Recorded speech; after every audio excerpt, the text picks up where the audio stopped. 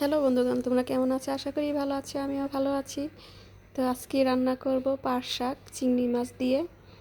তো কীভাবে রান্না করি আমার সাথে থাকো, দেখতে থাকো। তো এখানে আমি সামান্য একটু তেল দিয়েছি।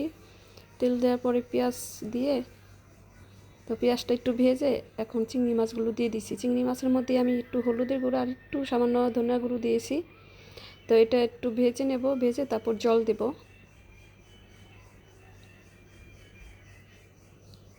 তো এইভাবে চিংড়ি মাছ দিয়ে শাক রান্না করলে কিন্তু খেতে ভীষণ ভালো হয়।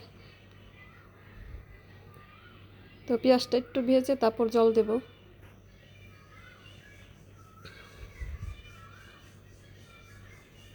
তারপর আরেকবার সম্বার দেব।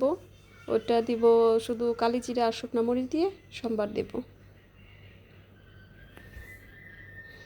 তো এখন জল দিয়ে দিতেছি, ভাজা শেষ।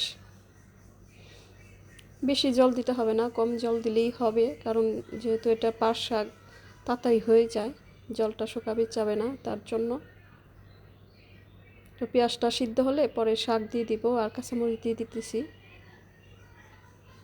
আর লবণ।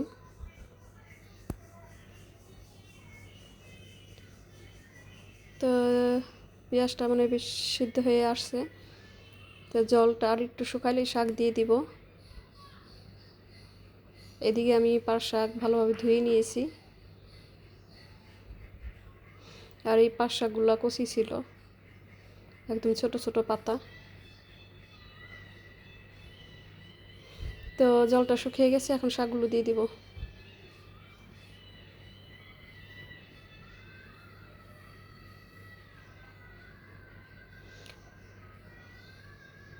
তো যারা পাট শাকের ঝোল খাওনি তারা এইভাবে রান্না করে খেয়ে দেখো, ভালো লাগবে। একবার হলো খেয়ে দেখো, ভালো লাগবে। সব সময় তো আর ভাজি খেতে ভালো লাগে না, অনেকে আছে ভাজি খায় চিংড়ি মাছ দিয়ে, কিন্তু বাজার থেকে ওই ঝোলটা বেশি স্বাদ হয়।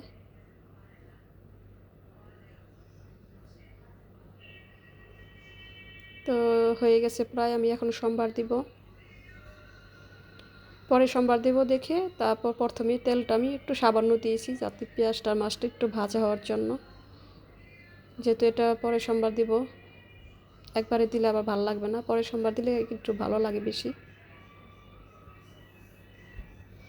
তো হয়ে গেছে, এখন সম্বার দেব। যারা রান্না করতে পারে না তারা এইভাবে রান্না করে খেয়ে দেখো, ভালো লাগবে। আর এখানে আমি কালো জিরা আর শুকনো মরিচ দিয়েই সম্বারটা দিয়ে দিলাম।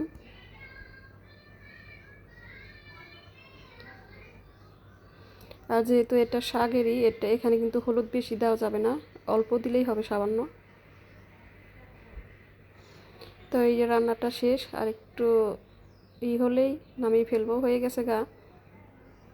একটু জলটা একটু শুকিয়ে গেলেই নামিয়ে ফেলবো।